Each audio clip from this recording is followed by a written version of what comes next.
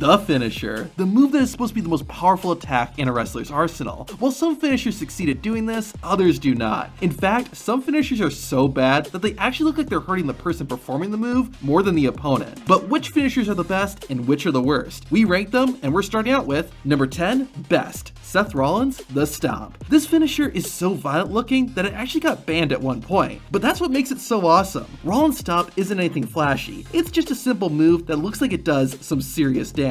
It goes to show you don't always need to do a ton of crazy flips to have an awesome finisher. I also like the originality of it. Maybe I'm wrong, but I don't think I've ever seen someone use a move like this. A lot of finishers are moves that have been used by other wrestlers or have been slightly I guess that's why they call him the architect. Maybe Seth could help this next person construct a better finisher. Number 10 worst, Bayley, the Rose Plant. People have hated this finisher for years, and I understand why. I feel like the main issue is that Bayley's opponent doesn't usually have that much momentum when they come falling down, causing the impact to look weak. LA Knight's finisher, the BFT, suffers from the same problem as the Rose Plant, but there's usually a bit more force behind it. The problem with Bayley's finisher is that her opponent normally isn't standing all the way up, so only so much momentum can be created. This in turn causes Bayley's opponent to create minimal impact when they hit the mat, and the end result is a bad finisher. An example of a good finisher is number 9, best, Raquel Rodriguez, Chingona Bomb. There's a saying that a finisher doesn't make the wrestler makes the finisher. Well, actually there isn't, but you get what I mean. What turns a good finisher into a great one really depends on the wrestler who performs it. Raquel Rodriguez does that with the Chingona Bomb. The move complements not only her height, but also her strength, with Raquel slamming her opponent with one arm. The move also looks devastating as well, thanks to the amount of force Rodriguez can hit her adversary with. It's a finisher that works better in the women's division than the men's, since the average female WWE wrestler is shorter and lighter than the average male wrestler. On the other hand, a finisher that doesn't work well in either division is number 9, worst, Roderick Strong, Jumping Knee.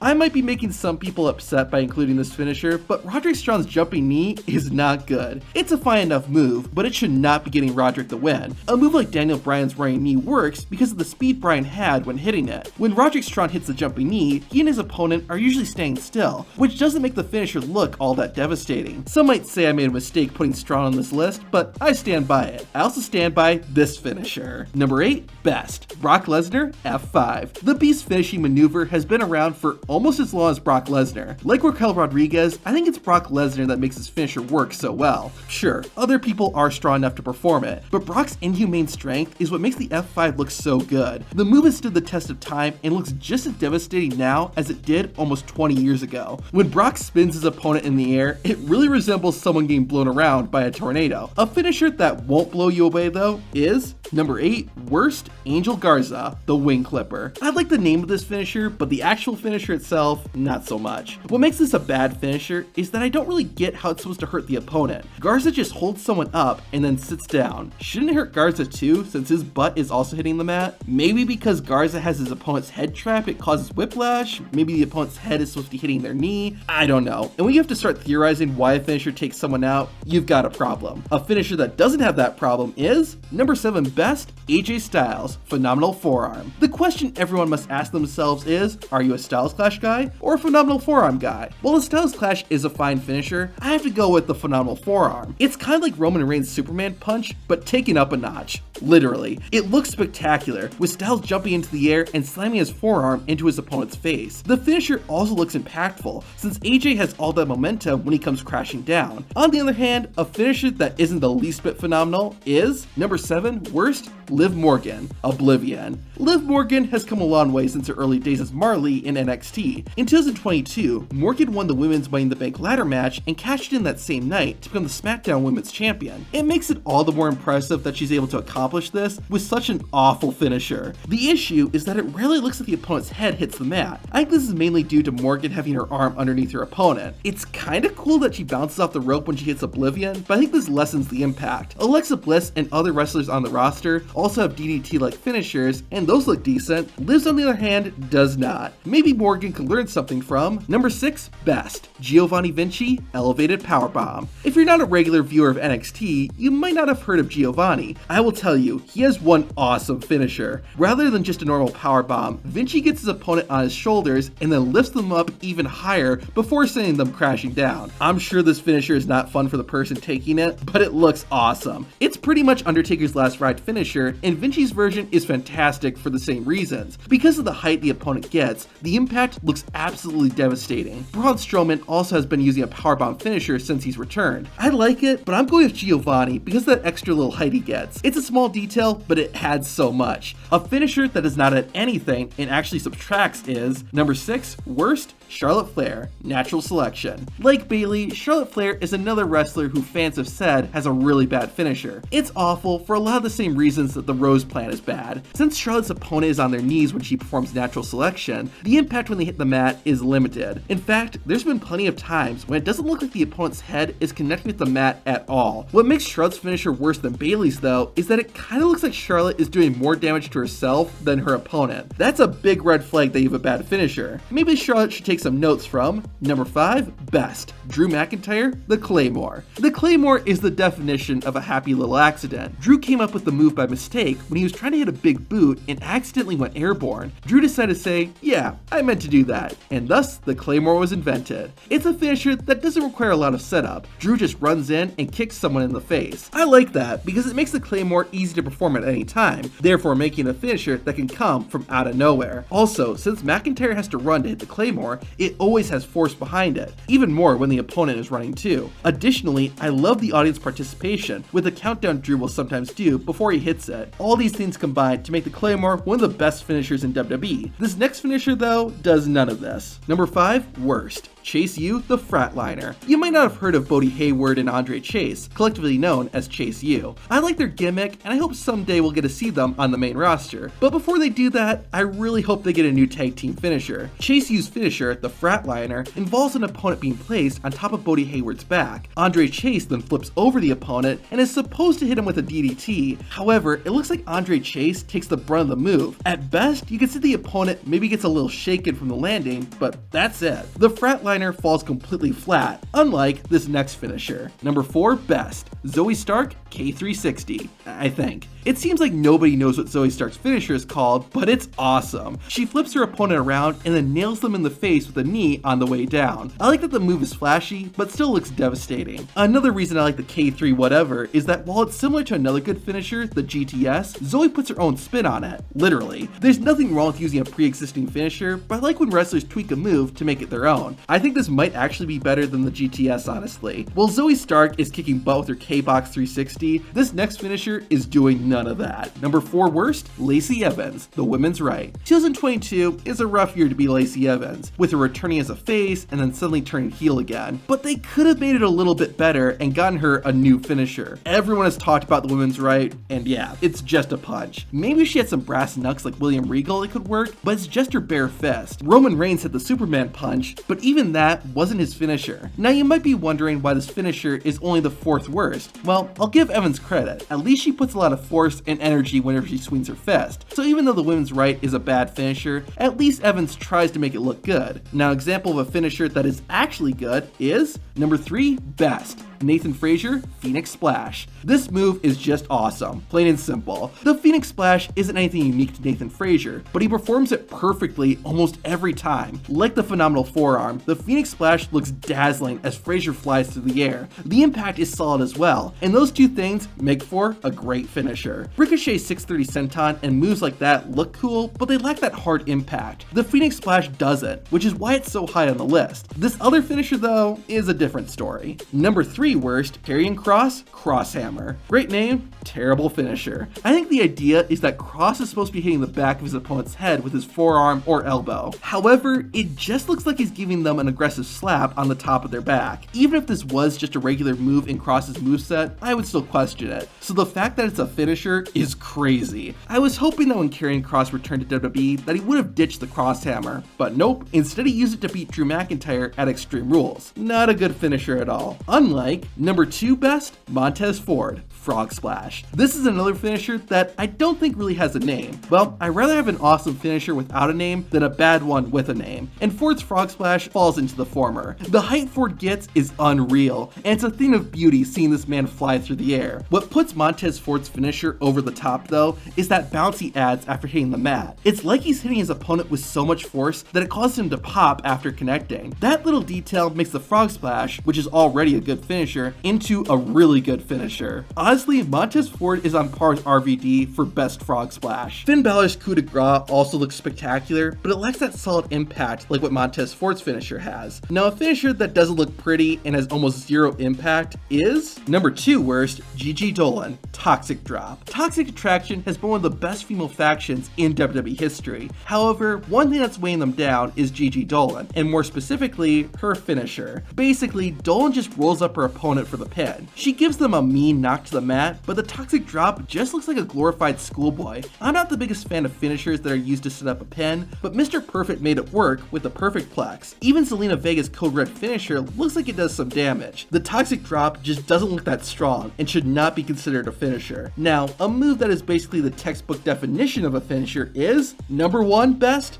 Randy Orton, RKO. Maybe it was a bit predictable, but come on. The RKO is not just the best finisher in WWE right now, but one of the best of all time. It combines so many things that make for a great finisher. Randy Orton has his taunt right before hitting the move to get the crowd hyped. It's also a move that you don't have to set up to execute. I mean, there's a reason the phrase RKO from out of nowhere is so common. Also, because Randy Orton has to jump to hit the move, you get that solid impact when the RKO connects. Another thing that makes the RKO great is all the iconic moments that the finisher has created. Try to think of another finisher that has made as many memorable spots as the RKO. But if the RKO is the best finisher in WWE, which is the worst? And number 1 worst? DANTE CHEN, double axe handle. I have been dying to share this move with you. I seriously can't believe that someone at WWE gave permission to use this finisher. You might not be familiar with DANTE CHEN. He's the first Singaporean-born WWE wrestler and made his debut in 2021. He hasn't made many appearances on WWE's bigger shows, which might actually be for the best. Now, DANTE CHEN has a good look and is decent in the ring, but his finisher sucks. It's just a double axe handle to the chest. That's how he wins matches. It doesn't even look like Chen is hitting his opponent that hard. Even bad finishers look like they're doing some damage, but this is nothing. I could understand if it was supposed to be for comedy, like Santino Marella's Cobra, but this is meant to be serious. I hope DANTE CHEN eventually makes it to the main roster, but before he does that, please change his finisher. Now, in real life, which WWE finishers are the safest to perform, and which ones are the most dangerous? To find out which WWE finishers could actually kill you, watch the video on screen.